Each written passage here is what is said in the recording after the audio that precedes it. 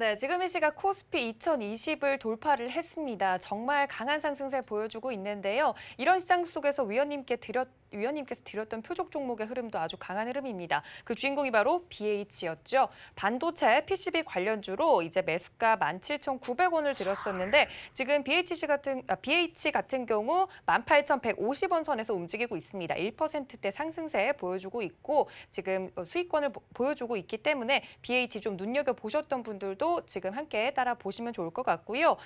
또 위원님과 함께 나도 상담 받고 싶다 하시는 분들 위해서 전화 문자도 활짝 열어두고 있습니다. 전화 023153-1611, 1612번 두 개 번호 열어두고 있고요. 문자는 받는 사람 샵 0082번으로 종목명과 매수가 비중까지 적어서 보내주시면 위원님과 함께 이런 강한 장 속에서도 종목 상담 받아보실 수 있으니까 적극적으로 접수해 주시길 바랍니다.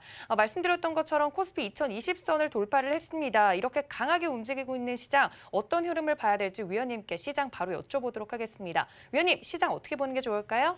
자, 지금 종목들의 흐름을 보게 되면 일단 2000선을 계속 억눌렀던 흐름이에요. 그러니까 이미 벌써 종목들, 코스닥 종목들은 2000을 이미 돌파를 한 흐름이었습니다. 근데 거래소에서는 그러니까 이거를 이제 사기장이라고 얘기했던 건 이제 비정상적인 흐름을 보여줬기 때문에 제가 사기다. 그래서 사기를 치고 있는 장이다라고 얘기했던 건데 종목들을 한번 볼게요. 종목을 보게 되면 이미 IT 부품주로 많이 날아갔는데 왜 지금 삼성전자부터 해갖고 얘네들은 못 가느냐. 그러니까 시장을 억누르기 위해서 역할을 했던 겁니다. 그러니까 삼성전자랑 SK하이닉스는 시장이 안 좋아서 안 간 게 아니고 얘네들의 역할들은 시장을 못 가게 억누른 거예요. 그러니까 어떻게 보면은 나쁜 역할, 악역을 맡은 거죠. 그래서 악역의 역할을 맡았던 건데 지금 오늘 2020을 가면서 종목의 고삐가 약간 풀린 느낌이 듭니다. 예를 들어서 GS건설 같은 경우는 지금 뭐 건설주에 대한 호재가 있습니까? 뭐 그닥 없을 거예요. 근데 지금 보면은 대량 거래가 실으면서 고삐가 풀려서 고점을 돌파를 해버리죠. 그러니까 지금 종목들이 그동안 억누르고 있다가 지금 은행주도 오늘 폭등을 하고요. 조선주는 어제 움직였고, 근데 어제 조선주 움직일 때 IT주들이 그거를 억눌렀어요. 그래서 IT주들이 대형주들이 억눌렀는데 그 대신에 네이버하고 카카오가 이미 신고가를 가고 있었고 카카오가 가고 있었고 그래서 저는 시장을 나쁘게 전혀 보질 않았고 그래서 지수가 가야 되는 장인데 이상하게 지수는 안 가는 이상한 장이다. 종목만 가는 장이다. 종목별 강세장이다. 이렇게 얘기하고 미친 장이다. 투기장이다. 사기장이다.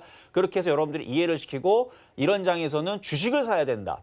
수상하다고 막 시장 이상한 것 같다고 안 사는 게 아니고 두려울 게 없다. 지수 1900 안 무너지면 처음에 얘기했던 1900 얘기했던 거고 그다음에 1950 안 무너지면 60 안 무너지면 괜찮다. 지금은 주식을 사야 된다. 아직도 바닥권역에 있는 종목이다. 그게 2차 전지가 제일 만만하고 반도체 재료 부품주, 뭐 카메라 등등등등등이라고 얘기했던 부분이었는데 지금 보면 이게 확인이 되고 있는 거예요. 자, 보세요. LG화학 돌파했습니다. LG화학. 정고점을 아직 돌파를 못했고 삼성 SDI가 돌파를 했죠. 삼성 SDI가 정고점을 돌파를 했습니다. 자, 좀 전에 보여줬던 종목들의 흐름들만 보더라도 지금이 하락장이다라고 여러분들한테 얘기할 수 없는 게 당연히 못하는 거죠. 하락장입니까? 라고 여러분들 물어봤을 때에서 당연히 아니다라고 답이 나와야 돼요. 하락장이라든지 약세장이라든지 그럴 장에서는 종목들이 저점이 깨지면서 무너지면서 계속 빠집니다. 근데 지금 빠지는 게 아니고 네이버 카카오 급등 나오죠. 이미 신고가권이죠. 게임주에서 NC소프트가 최근에 급등이 나왔죠. 거기에다가 지금 뭐 그렇다고 삼성전자가 무너지기랍니까? 재미는 없더라도 삼성 SDI가 지금 신고점을 다시 돌파를 하고 LG화학도 신고점 돌파하겠다고 이러고 있고 그다음 2차 전지들도 뭐 첨보뿐만 아니라 뭐 LNF, 후성, 에코프로, BM 아니 뭐 종목들이 말 그대로 그냥 날아다녀요. 그냥 고점을 돌파하면서 강하게 날아가기 때문에 그래서 지금 같은 장에서는 수능매적인 종목들을 공략을 하는 게 좋고요. 여전히 지수는 쉽게 떨어지질 않습니다. 지금 오늘 보면 2020인데 오히려 저는 지수가 빨리 올라가는 것을 조금 별로라고 생각을 하니까 2100을 금방 올라가게 되면 2200으로 올라가지 않는 이상은 2100에서 이제 눌리게 되면 종목들이 빠지거든요.